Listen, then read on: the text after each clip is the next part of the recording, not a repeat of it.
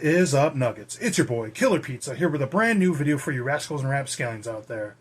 As always, I hope everybody's having a great weekend, watching some spooky movies and whatnot, and I hope everybody had a really fun 4th of July. I had a lot of fun. I didn't know I was going to have a 3-day weekend until a couple days before Friday, so it was a pretty good 3-day weekend while it lasted. 4th of July was kick-ass. While Saturday, I pretty much slept all day. I slept so much, and I slept in super late today as well. Had to go up to the grocery store and whatnot. I know, very interesting stuff. But I didn't have this video recorded ahead of time. And I kind of questioned if I would record this today. But I figured, I didn't put one out last weekend, and I really wanted to show you guys this haul. So why not? We're just going to do this video, enjoy it in the evening time rather than the morning. And I'll be back on track with my schedule come next week, every Sunday at noon.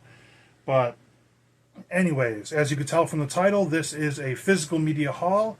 I was trying to think back when the last time I did a haul video was, and I feel like it's been quite a while, like almost 2 months. I guess I'm just kind of holding out for certain titles, not going too crazy or anything.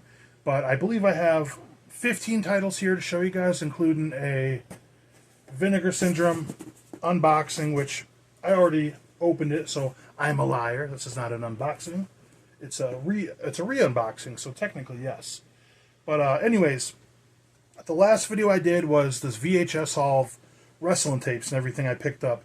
And this was one I was kind of bummed that I forgot the show was in the bottom of the box. I didn't pull it out. I thought this was one of the cooler VHS tapes that I got. Now this is FMW, Gladiators of the New Frontier, King of the Deathmatch VHS.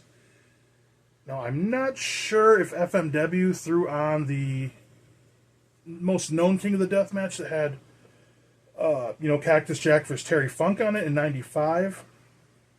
But, yeah, this has advertised on the back.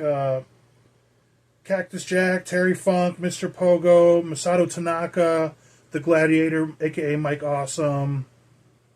That's the back. You guys want to check it out. But, when I went into this collecting phase of grabbing like old wrestling tapes, I really wanted to get a lot that I actually rented off the shelves. But there's ones like this that I would have never gotten off the shelf, maybe seen the DVD and FYE back in the day, that are pretty fun to finally get my hands on, because FMW was definitely something I wasn't watching when I was a kid. I don't even think I was aware of it when I was younger. We didn't have YouTube or anything back in the day. But anyways, I have my Vinegar Syndrome re-unboxing right here. I figure let's get right to it. So, first of all, I feel like I made kind of a bonehead move here. And I used a bunch of my points. And I bought the Vinegar Syndrome snapback. Now, I know I have, you guys know I have like the sock cap I would wear all the time. So I figured, why not get this hat? I'm a hat guy. As you can tell from my Bubba Gump shrimp hat right here. Really good 4th of July movie, by the way. And go figure, I tried this on. I have one of the largest craniums known in all of existence. This doesn't fit my head. Barely fits my head. Plus, all that bullshit that went on with Orbit Video and everything, guys. Like, I don't quite know how to feel about Vinegar Syndrome. Like, I'll still buy stuff from them. I'm going to get Mac and Me and stuff like that. But it's like, I don't know if I exactly want to represent them at this very moment, because that was kind of some bullshit that they went through with the Orbit DVD, But anyways, that's what I actually picked up. This wasn't during the sale. This was actually right after. I picked up 2 things. First of all being the Blu-ray of, was it Kill Our Neighbors? Kill All Neighbors. That's pretty cool. Now, at first, I was pretty disappointed that I waited too long to get the other slip. I just liked the colors on that. I thought it looked a lot better. But once I got this, I realized this is actually pretty cool of a slipcover. There's the original cover right there. Like, if this was available a little sooner, I would have gotten it sooner during the sale. This was one I watched on Shudder when it first came out, and I really liked it. And I hate to sound like a prude sometimes, but I don't really like to collect DVDs too much. I kind of, onto Blu-ray and 4K, and been grabbing VHS. It's a personal decision. But I have my reasons. It looks aesthetic on my shelves. Blah, blah. I knew a Blu-ray of this was going to come out eventually, and I was just kind of waiting for one to come out, and I knew I would pick it up. Wanted to support this independent horror. It was just a really fun movie. Kind of in the line of, like, Frankie Frico, which was a lot of fun, too. But I love that movie. A lot better than I thought it would be. And then this is one I wish I would have gotten the slip for too. Flesh Freaks. This is one with those really strange and crappy looking zombies. Really violent independent horror film. I was watching like a Dead Pit stream and they were saying this one was kind of infamous. It's a shot on video, obviously. So this looks so bad that it's going to be good. And those are the only two purchases I made through Vinegar Syndrome. And on to the rest of my stack. I got 12 movies right here. Alright, on to one I just checked out last week. I just got this pretty recently, which I know I was going to do a haul video a couple weeks ago even. I'm glad I held off because I got a lot more stuff in, this being one of them. From 88 Films, the 4K of American Pie 2. I love the packaging on this. American Pie 1, when it came out, was one of my favorite releases of the entire year. 4K right here. Now, I grew up on these movies. These were a little before my time. The characters were older than I was. I was watching these when I was a bit too young, but I love these because they brought back like the art of the raunchy sex comedies from the 80s and brought them into the 90s. And I thought part 1 was one of the best looking 4Ks of the year when that came out. So yes, in some instances, 4K comedy movies do belong on 4K. I think if it's a movie you love, why not give it a beautiful release like this? Smudge on the side. But yeah, I don't know if I would say this looks as good as the original 4K, but I really, really like this. Sometimes I put part 2 over part 1 just because they got like the beach house aspect to it, and whereas in the first movie their main goal is everybody's trying to get laid, this has a little more depth to it where everybody has like individual goals they want to accomplish, and this one's just a lot of fun in a lot of different ways. Amazing soundtrack in part 1 and part 2. Like when Want You Bad by Offspring comes on, like in the montage, and it's like, man, I freaking love the Offspring guys. Now, what the hell? Offspring is a funny band to me. It's like, you guys ever have a band when you were like younger, you just really couldn't get into, and then as you get older, you're like, you know what, that band fucking rocks. Anyways, that is the Offspring for me. And this should go back on the shelf. Just recently watched all those, finally, all the Hellraiser 4Ks. Now, here's one I've never seen before, but I am definitely a sucker for the Chunky Box. Dark City. I've seen some videos like Piz talking about this and everything. Great packaging. Knowing it's from the guy who did The Crow makes me a little more excited to check this out. This looks like a very dream-esque noir kind of crime fantasy movie. Looks fun to me. I'm excited to check it out. Dark City. Now here's one I wanted to check out in the theater. I heard this was pretty good at the time. The Monkey. Now this is weird to me. Now I did a little research. Apparently Monkey Shines and The Monkey have nothing to do with each other, though the covers looks pretty identical, right, in a lot of ways. Apparently this is the one that's actually based off a Stephen King book. I thought Monkey Shines was based off of a Stephen King book the entire time, but I digress. I'm excited to check this out. I'm excited for more original horror movie ideas and whatnot. Not sure when I'm going to get to watching this, but it seems like a fun horror movie. Something a little original for once. Like, I just finally watched The Barbarian for the first time the other night. People have been telling me to watch that forever. That kicked ass. And if you've ever seen Barbarian, I'll tell you too, Brightmoor does look exactly like it does in the movie. They definitely filmed there, so. Here's another one that was out at the same time as The Monkey, I believe. Maybe a little after. I wanted to go to theaters and see this. I'm a big fan of A24. Not everything they do, but they aren't afraid to take risks. That is Warfare. War movie, and I guess like what's interesting about this, for one, it was written by a Iraqi war veteran and directed by an Iraqi war veteran, and apparently it takes place all in the time frame that it's happening. Like, it's all in the 90 minutes. Is the 90 minutes that happens right then and there. They're not cutting ahead, not cutting back, which I can't think of many other movies that kind of do that. So that's pretty interesting. I will say, I hate the packaging here on the spine has the barcode, so I'm going to have to put it that way, but where the that's just kind of strange. Warfare. I've heard good things about this movie, so I'm excited to check it out. I heard something recently when people were talking about like new movies, stuff in the theaters that like stuff doesn't go out on physical media and sell like it used to. So that's why certain companies put out remakes or just stuff that's safe because they don't want to take a risk, because if they do, they might not make their money back, and that's the reason why we don't get as much original stuff these days. If that's the case, I got to give a shout out to A24 for being more original, you know. But anyways, here is one that clips started just popping up on like my YouTube feed for whatever reason, and I was watching clips of this, and this just looked like a great movie. Wonder. I think this was originally a Netflix movie. Julia Roberts, Owen Wilson, Jacob Tremblay. This was a really good movie. I really enjoyed this. Kind of similar to the movie The Mask back in the day. This kid has like facial deformities, and he finally ends up going to public school and trying to live a normal life. And he deals with the process of making friends and getting made fun of and everything that goes along with it. I liked it because it's fun when you get to see a movie with kids acting in it, especially when they're kind of acting the way they actually do.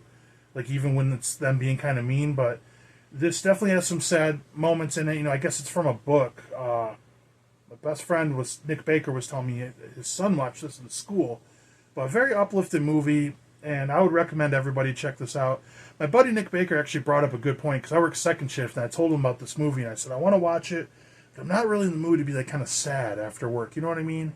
To be in that mindset. He tells me, yeah, movies like that are actually better for morning movies. Watch it before you do anything else if you can, because that way you can go through the emotions and it ends with a happy ending, and when you get your day moving, you're in a good mood all day. I thought that was a really good point.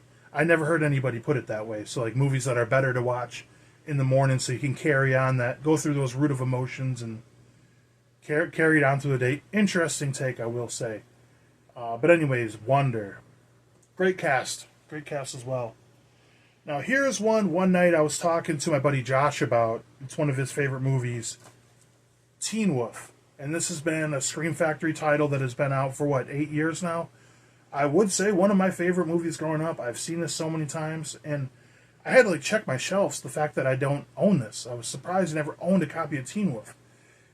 Even just, a studio release. And I was even more surprised to see that I got a slipcover with this.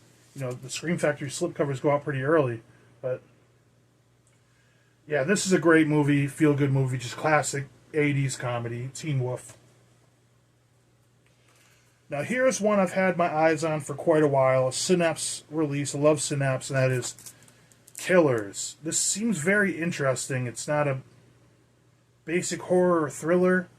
You'd have to read up on it and watch a little bit of the trailers, I like the guy Indigata and Avita playing in the trailers, but apparently these serial killers break out and they hold this family hostage at the house, but then they become more of heartthrobs to the wife and the daughter, and they're kind of celebritizing these killers while the husband's kind of being held hostage on his own, and I've read a lot that there's supposed to be some twists at the end of this as well.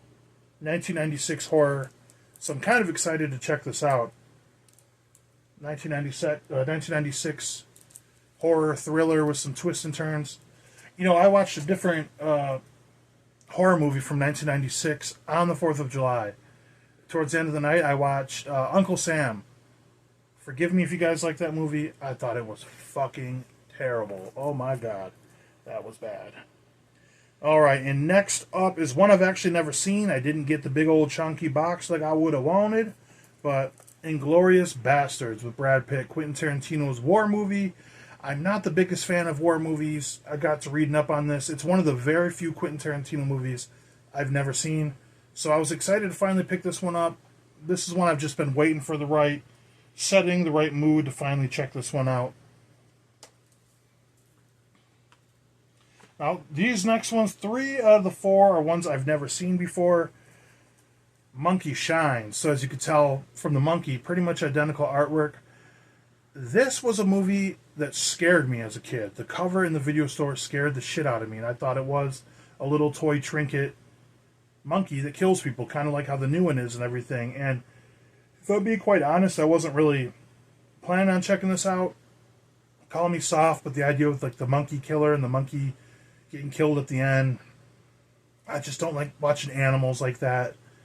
in horror movies, but it is a George Romero movie who I love, and I've never seen it. So, out of respect, I had to pick it up. Monkey Shines, I felt it's something worthy to be on my shelf as a George Romero movie, as a quintessential horror movie, and I will definitely check this out in due time.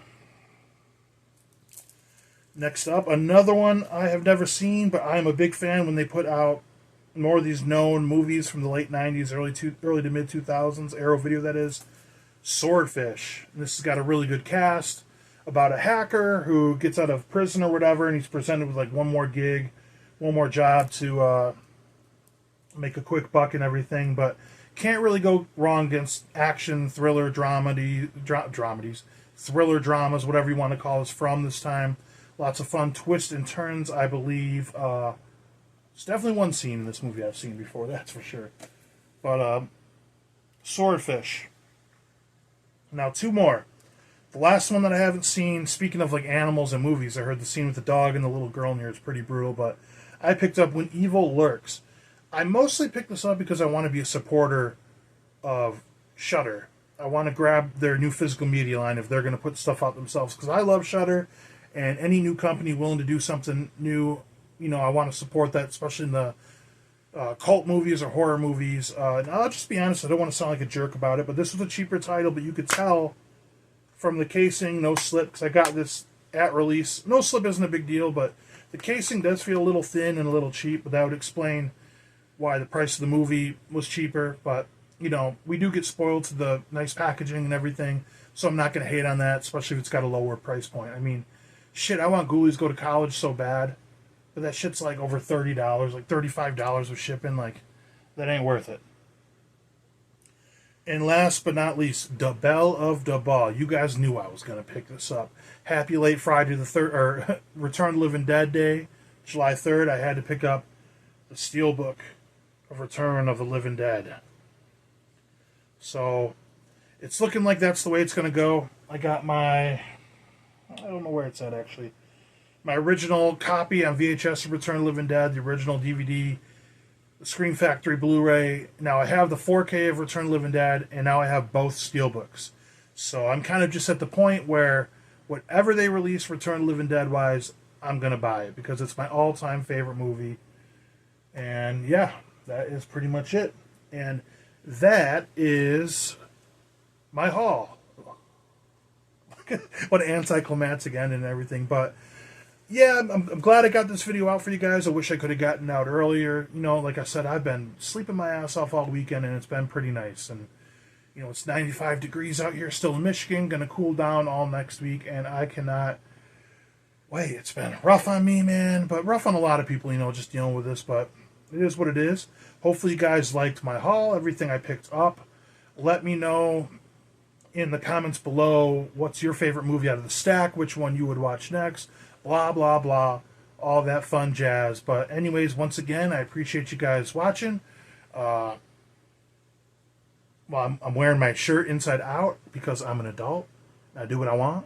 But anyways, like I said, like, comment, subscribe, all that fun stuff if you want. If not, it's all good too. Just appreciate you guys watching. But yeah, hopefully everybody enjoys the very last tail end of their 4th of July weekend. Blood, guts, and gore. I will check you guys next time.